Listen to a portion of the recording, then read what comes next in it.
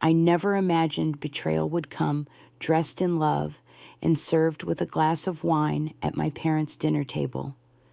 That night in our family's Portland home was supposed to be just a quiet Sunday meal. Roast chicken soft jazz, playing my mom's signature red blend. Instead, it became the moment everything I had built was sold out from under me.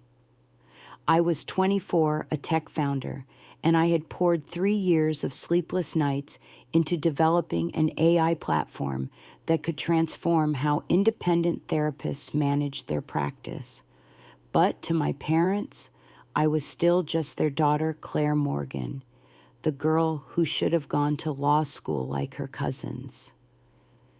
My dad smiled like he was doing me a favor as he pushed a manila envelope across the table. "Derek Shaw's buying your program," he said, raising his glass. 8,000. Not bad, huh? My heart stopped. Derek Shaw, my mother's friend's son, all charm and zero execution, who had failed 2 startups and still somehow walked like a mogul. I stared at them, waiting for the punchline. It never came. My mom just nodded sweetly and said, "It's for the best, honey." But they had no idea what I'd really built or what I was about to do next. I sat there in stunned silence, barely able to process what was happening. My dad had just announced he'd sold the software I'd spent 3 years building for $8,000 to a man who once asked me how to restart his Wi-Fi. I looked at the envelope on the table like it was radioactive. My name was on nothing. My consent hadn't been asked. My voice didn't matter. My mom smiled gently like she was soothing a child who didn't know any better. "Claire, sweetheart, this is a good thing. Derek has experience, investors. He can take your idea and turn it into something real." I almost laughed. The kind of hollow, disbelieving laugh that comes from the deepest part of you, the part that's too tired to scream. "It is real," I said. "Cascade Logic is real. I already have 8 clinics lined up for a pilot next quarter. This isn't some hobby." My father waved me off. "It's not a company, Claire. It's just code. And Derek's offering you a job. With benefits, a team. This is a step forward." My stomach turned. I wanted to flip the table to scream that I'd stayed up for nights perfecting a back-end framework that outperformed anything on the market, that I'd filed the patents in my name, built the LLC, secured compliance with HIPAA regulations. But none of it mattered. Not to them. They'd already decided. They didn't see me. Not really. Not as a founder. Not as someone capable. Just their daughter. Smart but misguided. Creative but impractical. I stood up slowly, every movement heavy, deliberate. "You can't sell what you didn't build." I said, my voice steady but tight. "I own the IP. The legal entity is mine. You didn't even ask." My mom flinched like I'd slapped her. My dad looked insulted. "Don't be ungrateful, Claire," he snapped. "We're trying to help you before you waste more of your life chasing something that won't go anywhere." Ungrateful. That word echoed in my mind like a curse. I'd funded this project with freelance gigs, maxed out credit cards, and coffee-fueled grant applications they never even knew about. I didn't owe Derek Shaw anything. I didn't owe them anything. I grabbed my laptop bag, heart racing. "Tell Derek to keep his job offer," I said, locking eyes with my father. "And if he thinks I didn't protect my code, let him try." I walked out of that house and into the cold Portland night, not just furious, but awake. I knew now what I hadn't wanted to believe: they were never going to see me for who I really was. But what I didn't know yet was how far they were willing to go, or how much they'd already taken. And by the time I found out, Derek's name would be all over my work. The next morning, I woke to 3 missed calls and a text from an old college roommate, nothing unusual. But the 4th notification made my chest tighten. A tech blog I followed had just published an article titled, "Young Visionary Launches AI Startup to Disrupt Mental Health." My eyes scanned the page, and there he was, Derek Shaw standing smug in front of a digital rendering of my platform. The interface was stripped down and outdated, but it was unmistakably mine. I felt like the floor had dropped out from under me. He'd already launched a company, was planning to, not thinking about it. He had launched it, and from the looks of it, he was already getting attention investors, buzz, speaking invites. He had taken my early mock-ups, recycled prototypes I'd long since abandoned, and passed them off as his original concept. And my parents were helping him do it. That part hurt the most. They had given him access to my old backup drive, the one I used, when I was still working from my tiny studio apartment with mismatched chairs and a whiteboard full of Post-it notes. That drive was never meant to be anything more than a personal archive. They claimed it gave them the right to everything I'd created. "We supported you," my mom said in a voicemail. "We bought that laptop, paid your rent. We believed in you. That means we believed in this too." My hands were shaking as I hit play. I could barely recognize her voice anymore. It sounded calm, rehearsed. She didn't sound like someone who had just betrayed her own child. She sounded like someone who thought she was right. Derek had even filed provisional patents using my drafts. The early notes I had written with coffee stains on the corner and half-finished formulas in the margins, he'd used them like they were his own. Worse, he listed my parents as witnesses to timeline claims that weren't just false, they were offensive. They said I'd built the prototype with Derek's input during summer breaks. Derek and I hadn't exchanged more than 5 words before last week, and now he was being called a pioneer. I stared at my screen until my vision blurred. This wasn't just about money or credit. This was about being erased. It was watching someone walk around wearing your skin collecting applause that was never meant for them. I wanted to scream, but I didn't. I breathed. Slowly. Then I opened my encrypted cloud vault and pulled up the real system, my system. Fully secured, fully mine. I began organizing every line of source code, every contract, every signed NDA, every patent draft with real timestamps. I had never needed validation from my parents. But now I would show the world who had built Cascade Logic. Derek Shaw might have stolen the blueprint, but the foundation that still belonged to me.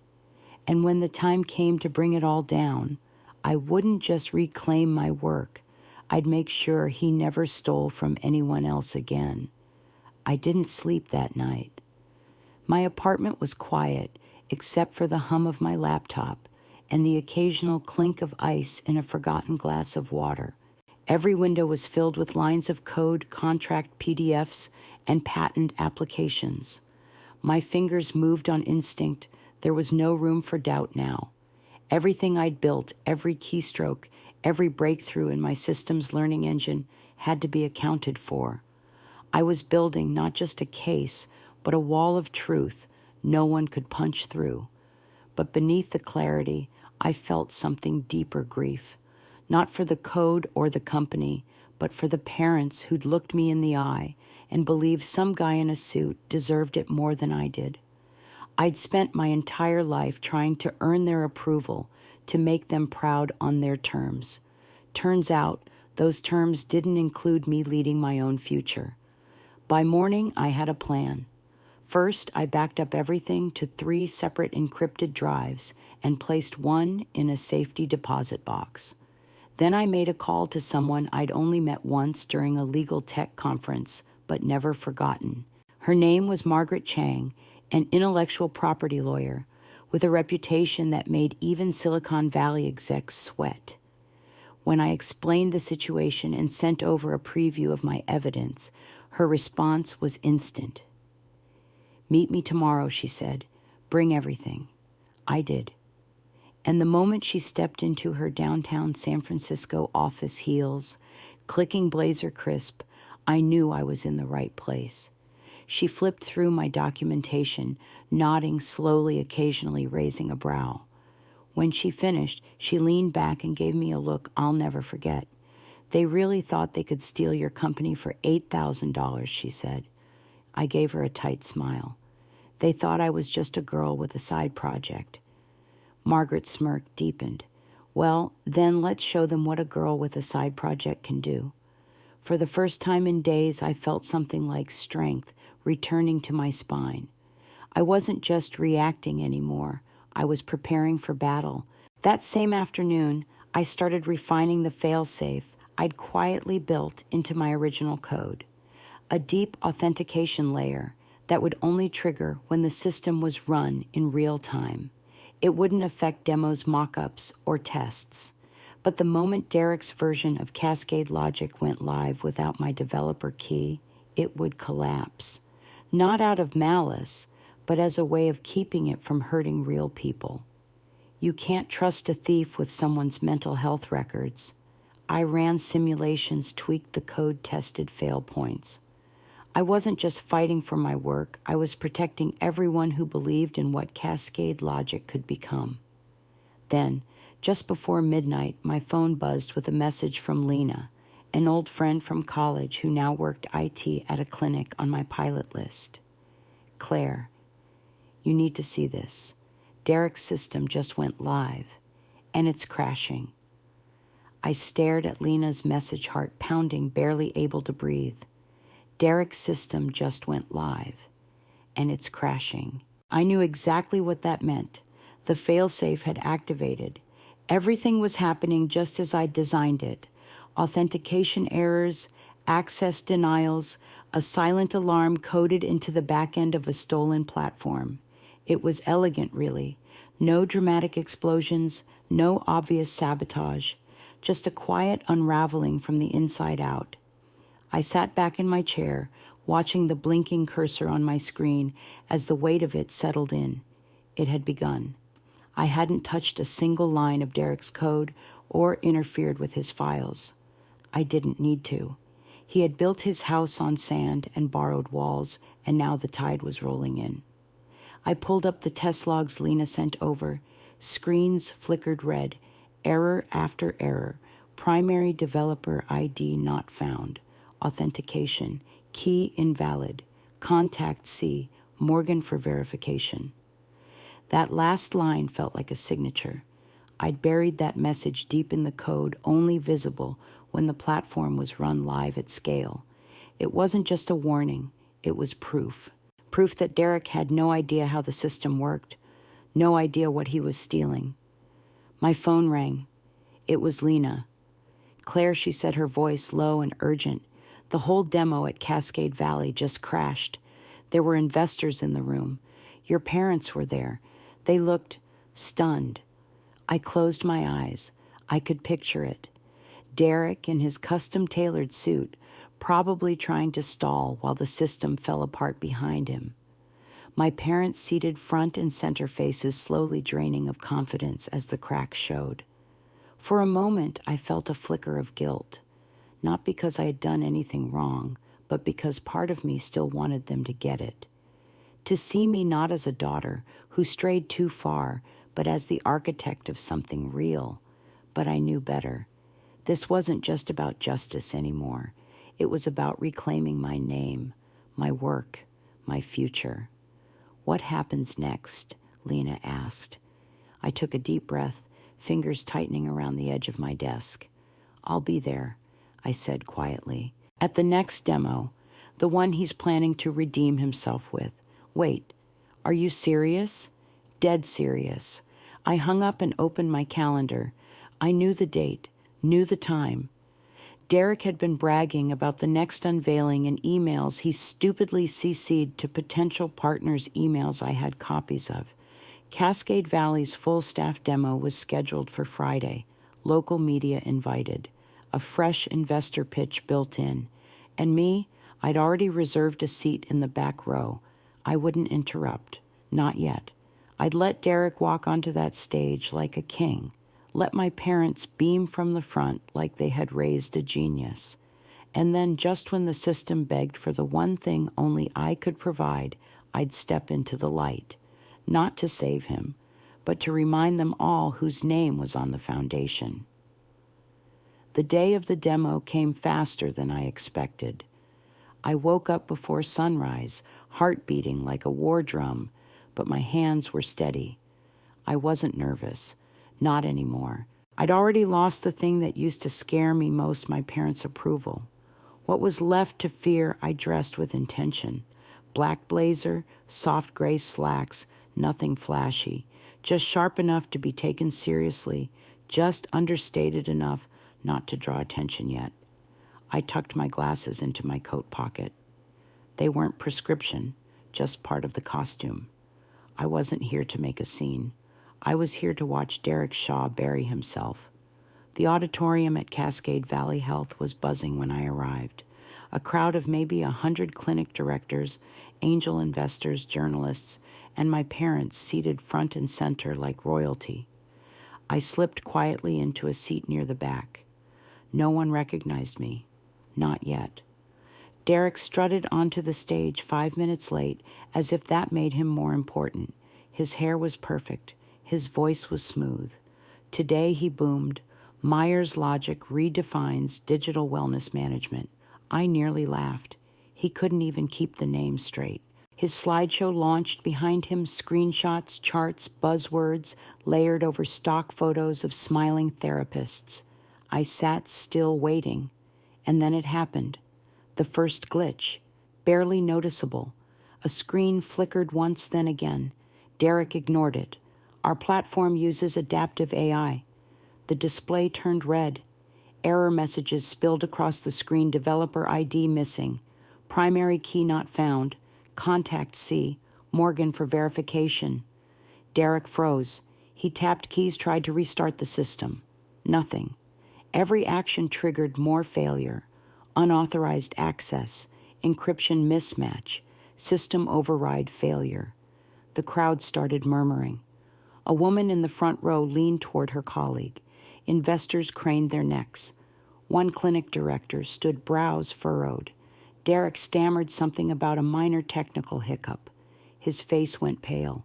My mother leaned forward in her seat, clearly panicked. My father stared straight ahead, jaw clenched.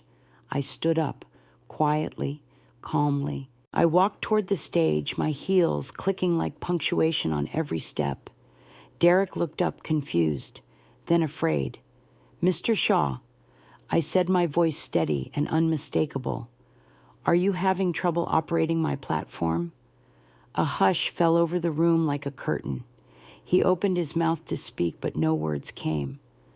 I stepped up beside him and slowly pulled my glasses from my coat pocket, slipped them on, pulled my laptop from my tote, plugged in, and within seconds the screens changed, flashing to life, fully restored.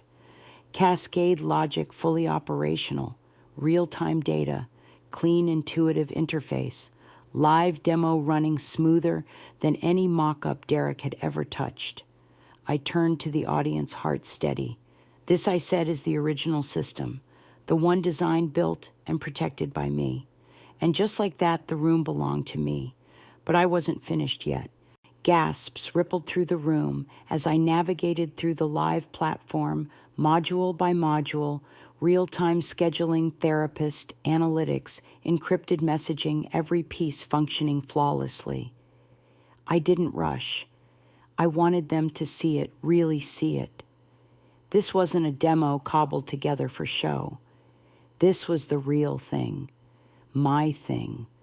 The platform I'd built in the quiet of late nights and early mornings while the rest of the world thought I was wasting my time. Every line of this code, I said to the crowd, voice calm but resolute, was written by me. Every patent filed in my name, every clinic agreement signed under Cascade Logic Systems, a company I owned completely. Derek stepped back like he was physically shrinking. The smugness had drained from his face, replaced by a sickly kind of panic. "She's making this up," he blurted, his voice cracking. "Her parents gave me rights to it. I didn't steal anything." That's when the door opened near the front, and Margaret Chang walked in, calm as ever, holding a leather folder. She looked at Derek, then at the audience. Actually, she said, we have documentation proving otherwise. She held up signed statements, source code logs, patent timestamps, and emails, some of which even included Derek's own admissions. The weight of it hit all at once. Reporters lifted their cameras. Investors started whispering eyes wide. One man stood up and walked out, phone pressed to his ear, shaking his head. Clinic directors huddled near the exit. It was unraveling fast, just like I knew it would. My mom stood up, eyes glossy, reaching for me. "Claire, please," she whispered. "We didn't know it would go this far. We were just trying to help." I didn't look at her. Not yet. I turned instead to the audience. "This is what happens," I said, "when people mistake quiet work for weakness, when they assume you're just a girl with a hobby, not a woman with a vision." I turned toward the projector and clicked open the final file, a cease and desist order, followed by a federal IP theft lawsuit with Derek's name in bold. "My attorney will be handling the next steps," I said, "but for now, I just wanted you to see the truth for yourselves." Derek tried to protest, but his voice was swallowed by the room. No one was listening to him anymore. Their eyes were on me. For the first time, they weren't seeing someone's daughter or someone's mistake. They were seeing the founder, the creator, the force behind the curtain. But as I stepped away from the podium, the one moment I wasn't prepared for arrived. My dad stood up, his face red with shame and something deeper. "Claire," he said, voice shaking, "you've made your point. Can't we move past this? We're still your family." I paused just long enough to meet his eyes. "Are we?" I asked. Then I walked away, the room silent behind me. But I knew this wasn't over. Not yet. I didn't stop walking until I reached the back of the auditorium. My heels clicked softly on the polished floor, but all I could hear was my heart pounding in my ears. The voices behind me faded into a distant hum. Investors scrambling, reporters shouting Derek's name, my mother calling after me in that same breathless, panicked tone she used when I was 5 and wandered too far from the cart at the grocery store. But I wasn't 5 anymore. And they weren't just worried I had shattered something they thought they'd always control. The moment I stepped outside, the cold Portland air hit me like a second wind. I let it rush over my face, grounding me. This should have felt like victory. I had exposed the theft, reclaimed my work, taken back the narrative. But the only thing I felt was hollow. Not regret, not sadness, just the strange stillness that comes when the adrenaline wears off and you're left standing in the aftermath of your own survival. I sat on a bench outside the building, the sky already turning gray. Margaret came out a few minutes later and handed me a coffee without saying a word. She didn't need to. Everything had gone exactly as we planned, but the look in her eyes told me she understood what I couldn't quite put into words. "It's never easy," she finally said, "even when you're right." I nodded slowly. They really thought I'd thank them, that I'd be grateful they gave my work to someone else, like I should have been flattered. Margaret tilted her head. "They needed to believe you were small. That way, when you succeeded, they could take credit for guiding you." She was right. That was the part that stung the most, not just the betrayal, but the story they had told themselves about it, that they were helping, that I was the ungrateful one, a girl who didn't know what was best for her. But now, the world had seen the truth. Derek was finished. His name blacklisted from every major investor network on the West Coast. The stolen platform had collapsed in front of its target audience, and Cascade Logic were fielding calls from 4 new health networks before I even left the building. My phone buzzed again. Another message from my mom. "We're sorry, Claire. Truly. We didn't mean for it to go this far. Please let's talk." I stared at the screen, thumb hovering over the reply, but I couldn't bring myself to answer. Not yet. Maybe not ever. Forgiveness, I was learning, wasn't a door you opened just because someone knocked. It was something you chose when your heart was ready, and mine wasn't. Not yet. The next morning, I stood at the front of a very different room this time, not as the daughter they overlooked, but as the keynote speaker at Cascade Logic's Series A announcement. $50 million in funding, 3 major partnerships. And as I looked out over the packed auditorium, I saw them, my parents, in the back row, smaller, somehow quieter. Just guests, exactly where I needed them to be. But even then, something inside me still ached, a quiet, lingering ache I couldn't name. As I stood beneath the soft glow of the auditorium lights, the applause fading around me, I realized something had shifted, not just in the room, but in me. I no longer needed to prove I was enough. I had become the woman I once hoped someone would believe in. Cascade Logic wasn't just a company, it was a resurrection. A quiet rebellion built from sleepless nights, overlooked potential, and the echo of doors once slammed in my face.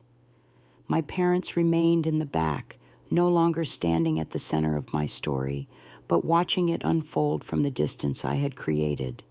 And maybe that was where healing began, not with revenge, but with boundaries that finally held.